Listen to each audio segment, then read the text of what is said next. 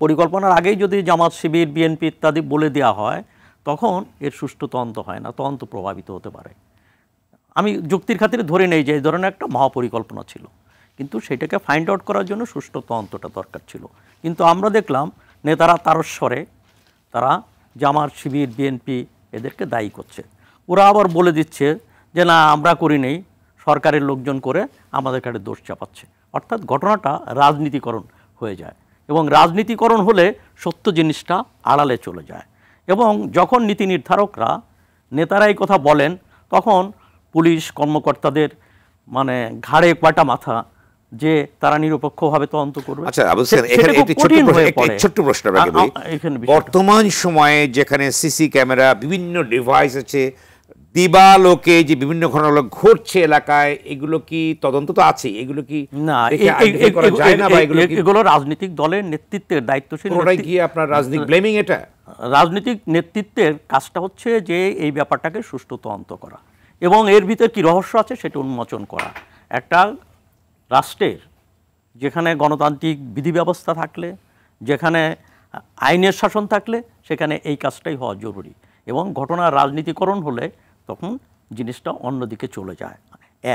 আর একটা হচ্ছে যে এটা তো অস্বীকার করার জন্যই যেটা একটা স্বতঃস্ফূর্ত ছাত্র আন্দোলন ছিল, শিক্ষার্থীদের আন্দোলন ছিল, সারা দেশ কাঁপানো আন্দোলন হয়েছে। এখন প্রশ্নটা হচ্ছে যে আন্দোলনটা কি প্রয়োজন ছিল? এখন প্রয়োজনটা হচ্ছে যে 18 সালে যখন ছেলেরা শিক্ষার্থীরা সংস্কারের আন্দোলন চেয়েছিল, অর্থাৎ কোটা ব্যবস্থা সংস্কার চেয়েছিল, কিন্তু পরিপত্রে সংস্কার না করে এটাকে বাতিল করে দেওয়া হয়। ওই বাতিল করার মধ্য দিয়েই কিন্তু আন্দোলনের নতুন করে আন্দোলনের বীজটা থেকে যায়, ওখানে লুকায়িত ছিল। এবং পরবর্তীতে কয়েকজন মুক্তিযোদ্ধার সন্তান আদালতে যাওয়ার মধ্য দিয়ে এটা আবার সামনে আসে এবং রাজপথ কাঁপানো আন্দোলন শুরু হয়। এবং এই আন্দোলন স্বতঃস্ফূর্তভাবে ছাত্ররা ছিল। হ্যাঁ, এই ছাত্রদের মধ্যে তো সাধারণ ছাত্ররা ছিল, বাম সংগঠনের ছাত্ররা ছিল, এমনকি ছাত্রলীগের ছেলেরাও ছিল, অনেক জায়গায় ছাত্রলীগের ছিল, নিশ্চয়ই জাতীয় ছাত্র দল এবং শিবিরও থাকতে পারে, সবাই থাকার কথা। যখন একটা অরাজনৈতিক আন্দোলন হয় সে আন্দোলনের সঙ্গে সবাই যুক্ত ছিল।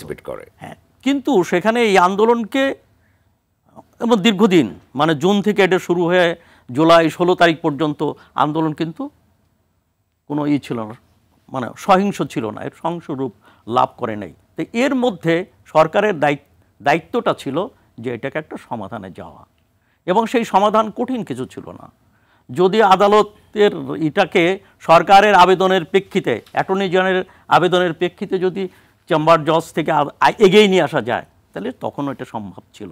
এবং এই জায়গাটা যে সমাধানের মানসিকতা ছিল না, ছিল তো নাই, ছিল থাকলেও তার কোনো প্রকার দেখিনি, বরং কিছু না আমার কথাটা শেষ করতে দিন প্লিজ। তখন এমনকি দায়িত্বশীল পর্যায় থেকে কিছু কথাবার্তা কিংবা আওয়ামী লীগের সাধারণ সম্পাদক, ছাত্রলীগ প্রস্তুত ইত্যাদি কথার মধ্য দিয়ে বিষয়টাকে উস্কে দেওয়া হয় এবং ঘটনাটা এই জায়গায় চলে যায়। এবং এখন প্রশ্ন হচ্ছে যে এই জায়গা যাওয়ার মধ্যে এটাকে পলিটিক্যালি কানেক্ট করা কিংবা অন্য কোনো শক্তি এটাকে সুযোগ গ্রহণ করা, এটা করতে পারে, খুব স্বাভাবিক। তার বাইরেও মানুষের ভিতর ক্ষোভ ছিল, যন্ত্রণা ছিল, সাধারণ মানুষও।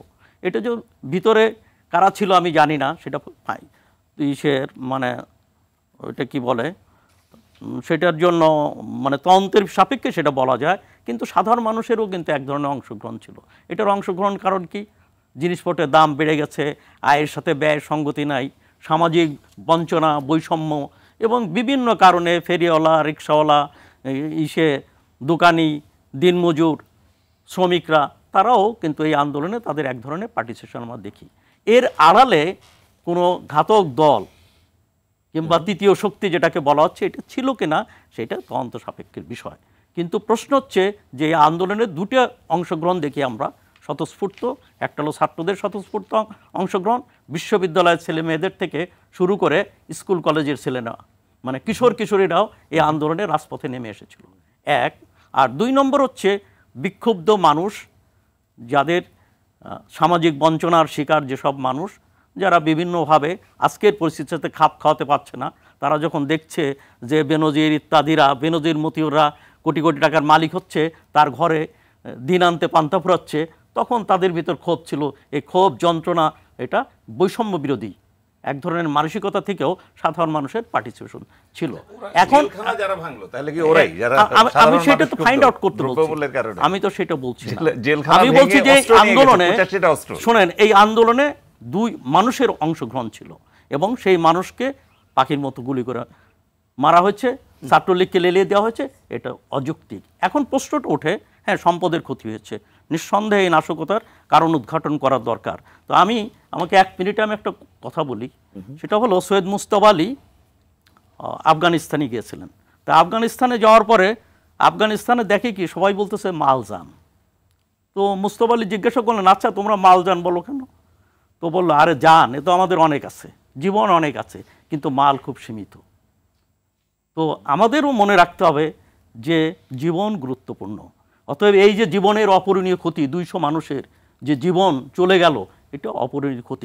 হ্যাঁ মালের ক্ষতি হয়েছে, এটা নিশ্চয়ই এটা নাশকতা থাকতে পারে এবং সেটা আমরা একদিন এই ক্ষতি পোষাতে পারবো, কিন্তু 200 জীবনকে আমরা ফিরিয়ে আনতে পারবো এবং 200 পরিবার এবং 200 মানুষের স্বপ্ন সেটা। আমি তো বললাম যে একটা পত্রিকাকে 197 লিখেছেন এবং আরও কিছু আনআইডেন্টিফাইড লাশ পড়ে আছে মর্গে, যেমন সমকাল লিখেছে 6 জন লাশের কোনো নাম খুঁজে পাচ্ছে না, এরকম আরও কিছু আইডেন্টিফাইড রয়েছে। ধন্যবাদ আপনাকে। আমি এটা করি, উচিত হয়নি নাকি? এই নাশকতা ঠেকানো তাহলে উচিত হয়নি, নাশকতা চলতে থাকতো। আমি যে গুলি করেছে, মিছিলে গুলি হয়েছে, আবু সাইদ, জি জি, রংপুরের আবু সাইদ দিয়ে বলেছে পারলে গুলি করো, তাকে গুলি করা হয়েছে। এরকম ঘটনা আরো আছে, কিছু গুলি করা হয়েছে।